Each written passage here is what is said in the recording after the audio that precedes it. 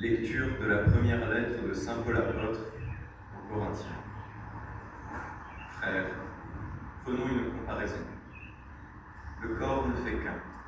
Il y a pourtant plusieurs membres.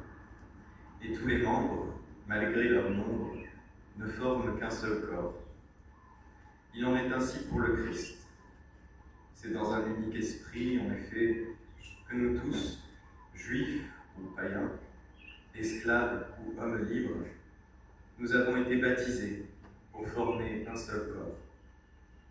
Tous, nous avons été désaltérés par un unique esprit. Le corps humain se compose non pas d'un seul, mais de plusieurs membres. Le pied aurait beau dire « Je ne suis pas la main, donc je ne fais pas partie du corps », il fait cependant partie du corps. L'oreille aurait beau dire « Je ne suis pas l'œil, donc je ne fais pas partie du corps », elle fait cependant partie du corps. Si dans le corps, il n'y avait que les yeux, comment pourrait-on entendre? S'il n'y avait que les oreilles, comment pourrait-on sentir les odeurs? Mais dans le corps, Dieu a disposé les différents membres comme il l'a voulu. S'il n'y avait en tout qu'un seul membre, comment cela ferait-il un corps? En fait, il y a plusieurs membres et un seul corps.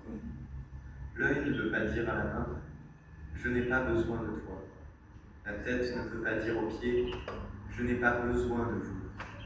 Bien plus, les parties du corps qui paraissent les plus délicates sont indispensables. Et celles qui passent pour moins honorables, ce sont elles que nous traitons avec plus d'honneur. Celles qui sont moins décentes, nous les traitons plus décemment. Pour celles qui sont décentes, ce n'est pas nécessaire. Mais en organisant le corps, Dieu a accordé plus d'honneur à ce qui en est dépourvu. Il a voulu ainsi qu'il n'y ait pas de division dans le corps, mais que les différents membres aient tous le souci les uns des autres.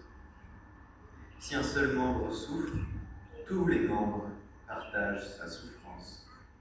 Si un membre est à l'honneur, tous partagent sa joie.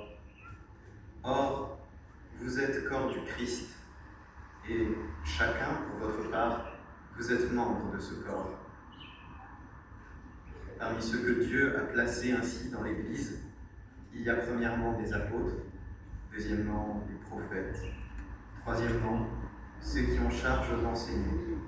Ensuite, il y a les miracles, puis les dons de guérison, d'assistance, de gouvernement, le don de parler diverses langues mystérieuses. Tout le monde, évidemment, n'est pas apôtre. Tout le monde n'est pas prophète ni chargé d'enseigner. Tout le monde n'a pas à faire des miracles, à guérir, à dire des paroles mystérieuses ou à les interpréter. Parole du Seigneur. Nous rendons grâce à Dieu.